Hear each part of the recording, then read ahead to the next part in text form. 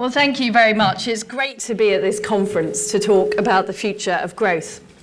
I'm a great believer that more than anything else, what happens in classrooms today, the core education our children get, will have the greater impact on future growth than anything else.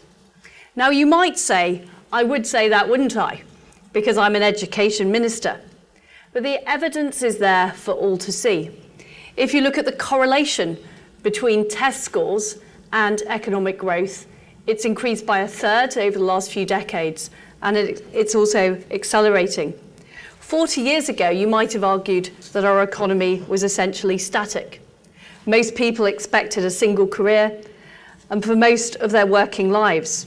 You might move around and move up, but for many, the shape of your life was influenced by your background, your local industries, and your local economies. That's all changed.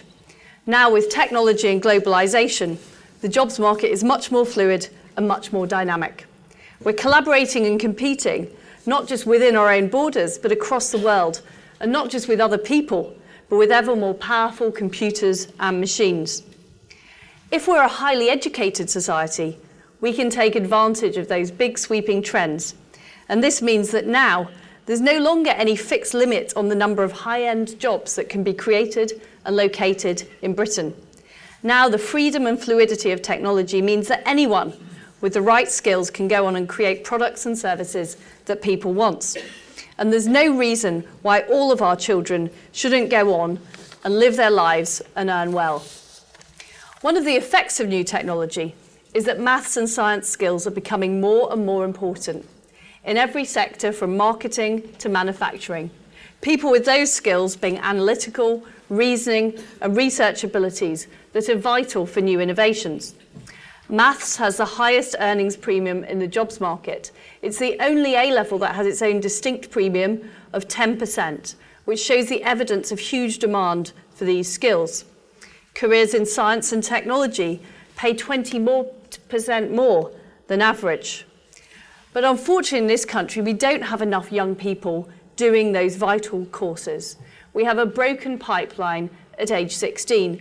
We've got the smallest proportion of students taking maths from 16 to 18, even though it's the subject with the highest earnings premium. And we also have only 2% of girls doing A-level physics and 8% of girls doing A-level maths. And that's why last week we launched the Your Life campaign with the Chancellor of the Exchequer. The campaign is led by Edwina Dunn and a group of innovators in technology, in engineering, in finance, and numerous other fields. And they have set their ambition to see a 50% increase in the number of students taking physics and maths A-level within 3 years. This campaign is going to treat young people as masters of their own destiny. It targets students about the decision makers in their own career, and it's unashamedly aspirational, telling them about the earnings potential and career success that these subjects can bring. And what's really important is it doesn't just say that you need to do maths and science in order to go into or work in a laboratory or in engineering. It talks about the broad range of careers that maths and science are now needed for. It's essential for success in any number of walks of life because of our changing economy.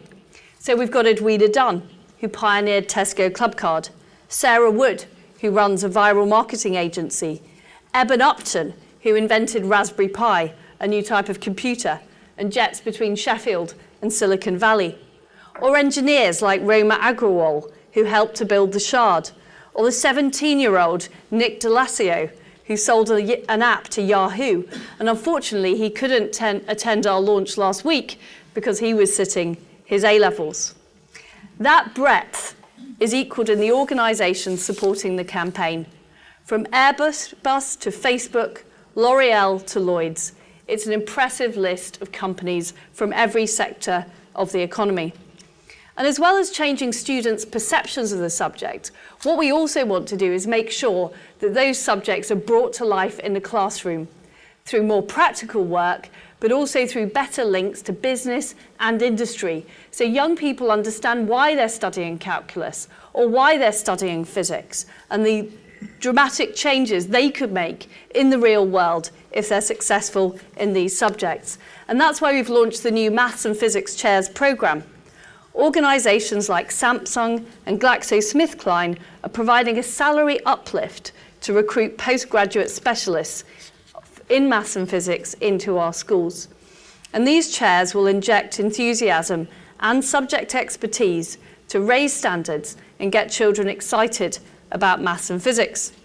They will provide masterclasses and online lesson demonstrations, and they will help link the classroom to business and universities and complement other great programmes like Stimulating Physics and Maths Hubs. We've already started recruiting the chairs, and I'm sure if there's anyone here interested in participating in the scheme, we'd love to hear from you. We're looking for more businesses to come and support this. I think if we get it right, if we do manage to communicate to the next generation about the vast opportunities these subjects bring, we can achieve a huge turnaround. And the next time the Growth Summit comes here, who knows what technologies will have been invented by students who are currently sitting in our classrooms today. But if we do want our children to be involved in that future, to lead it, to create, to thrive and invent, then we do need our core education in maths and science to be world class. Thank you very much.